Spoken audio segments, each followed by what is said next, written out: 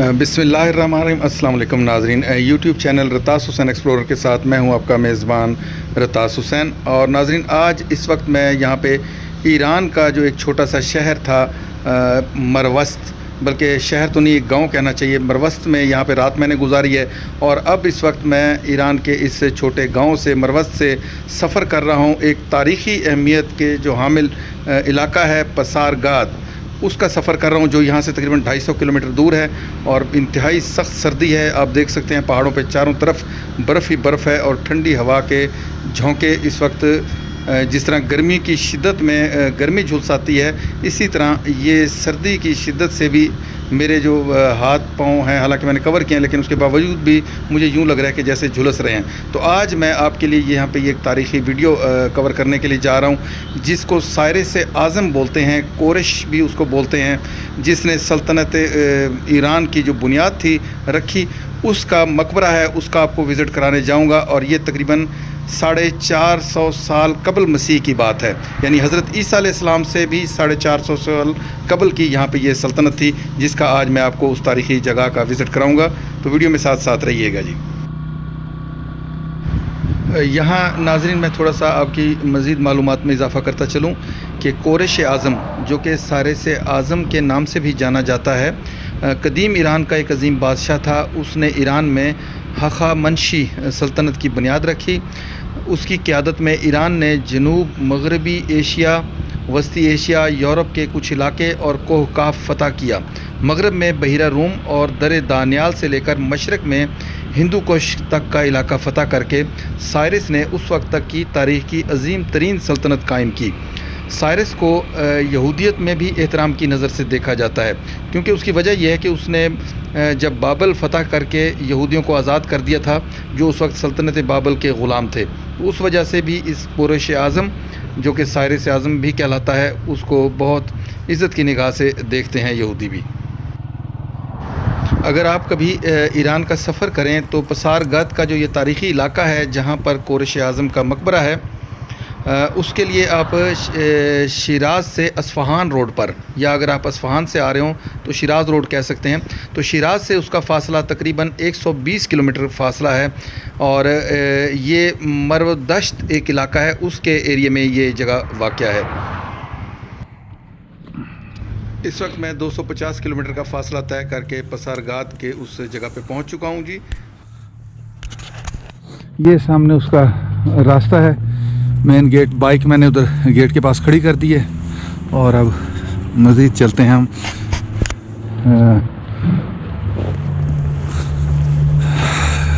यहाँ से भी टिकट लेनी पड़ेगी, देखेंगे टिकट कितने की मिलती है, उसके बाद हम चलेंगे आगे।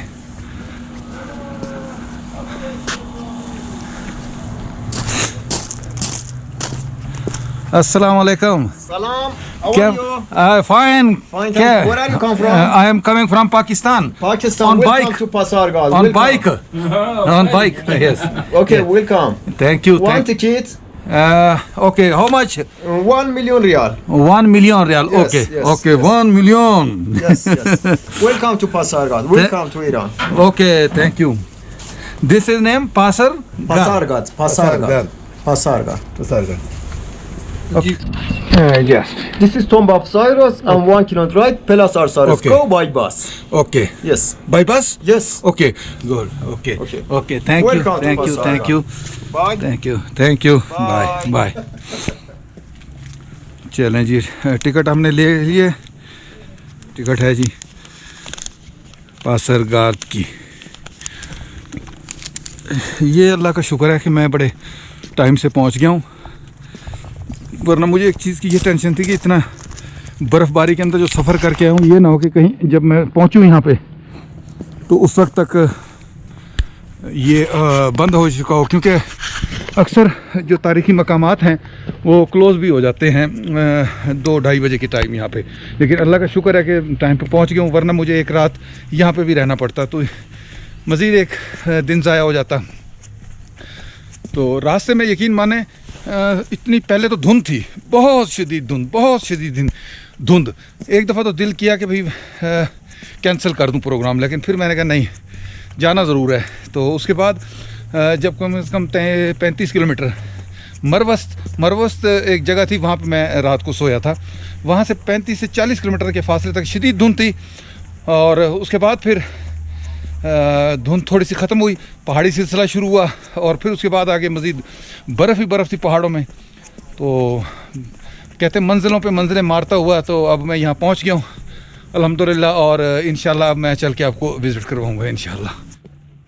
अच्छा नाज़रीन, वो सामने देखें, आपको यहाँ से दिखाई दे रहा होगा, वो है सामने साइरस आज़म का मकबरा। और थोड़ा मैं यहाँ पे आपको बताता चलूँ कि अभी जो मैंने 1 मिलियन ईरानी रियाल की जो टिकट ख़रीदी है, वो पाकिस्तानी रुपयों में कितनी बनेगी, ये मैं आपको बताता चलूँ। ये तकरीबन पाकिस्तानी 750 के करीब पाकिस्तानी रुपए की ये टिकट बनी है, जबकि ईरान का ये 1 मिलियन रियाल था। ये सामने अब आपकी नज़रों के सामने है जी साइरस का मकबरा, या इसको फ़ारसी लोग कोरश बुज़ुर्ग की कब्र भी बोलते हैं। यह आपकी आंखों के सामने है। और यहाँ पर एक चीज़ मैं आपको बताता चलूँ कि इसके इर्द गिर्द बहुत सारी इमारत के आसार यहाँ पे मौजूद थे ज़माना कदीम में, लेकिन वक्त के साथ साथ वो ख़त्म हो गई हैं।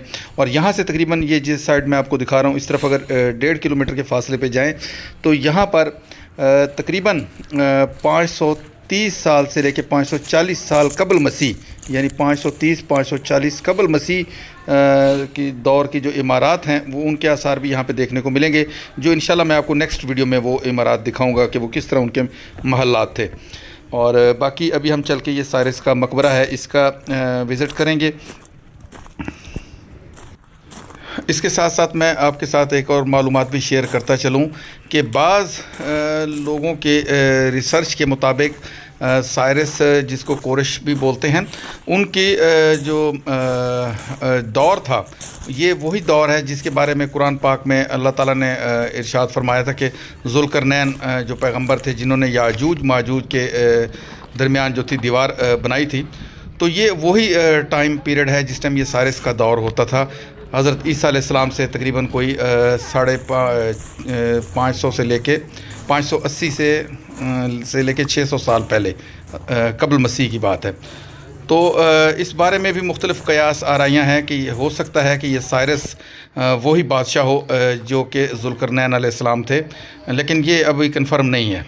लेकिन जिस तरह इन्होंने फतूहात की थी मशरक़ से मगरब तक, और जो थी इनके मुतालिक, वो बिल्कुल उसी के मुताबिक ही महसूस होती हैं।